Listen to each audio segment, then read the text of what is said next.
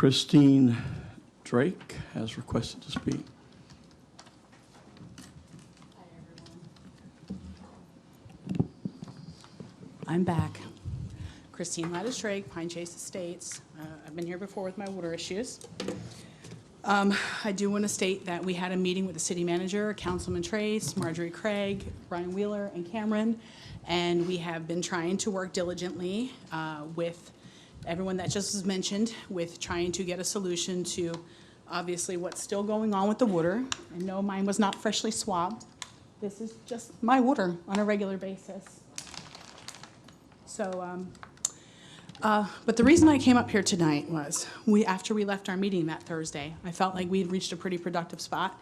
Going forward, we were going to work with you guys to use our Facebook platform to announce where the swabbing and the ice pigging and all that stuff was going to happen. And Marjorie and I since have had a long conversation. But I'm not going to lie, I felt a little bit slighted at the end of that day when I saw the city council meeting happen. And Mayor, you asked Marjorie, can you prove that there's no carcinogens in the water? And the thing is this, is that there is no proof. So to ask a question that I feel is kind of angled to get a specific answer, it's not responsible. We cannot prove whether there are or are not carcinogens in our water. And so when I know that was the question that was asked, I'm standing here today asking you and everyone up here, please provide me some documentation. We've asked time and time again, and I want documentation. If you can tell me that there are no carcinogens, then I need to know that for a fact. I would like to see that documentation. And also, the other reason I'm standing up here today is because clearly it's not getting better, it's getting worse. This is every day at my home. I'm not the only one. This week alone, we've reached new places in the city, people messaging us left and right, telling us it's now hitting hotels that have double filtration systems. It's reaching stateside homes, Georgia, Montana, Louisiana, Ohio, places like that that are happening, the state streets that it's happening on. So my question then is, going forward, we need to figure something out because clearly it's not working. We need a plan B, and it's a priority.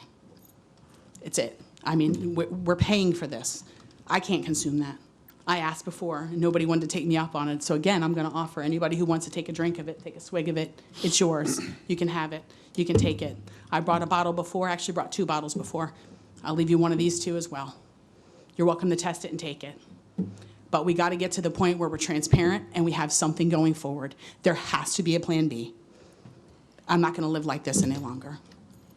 So, and if we're going to ask questions, I just ask we do it responsibly. Ask both sides of that coin. If we can't prove that there are carcinogens, but we also can't prove that there's not. So let's be fair. Let's educate the people to know that we're not sure what's in this, right? Is that fair? That's pretty fair to assess, I think. Anybody got any answers for me? Thank you. Thank you much for sharing your concerns. We're certainly working on this matter.